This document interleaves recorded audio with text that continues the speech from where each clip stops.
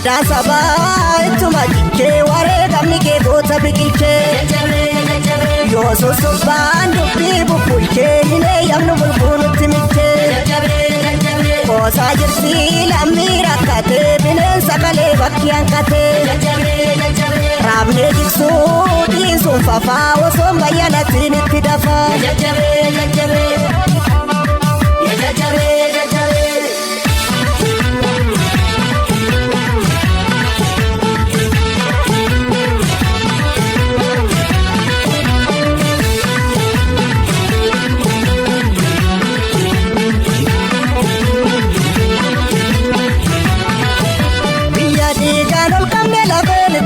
Gabbara eenyu kennina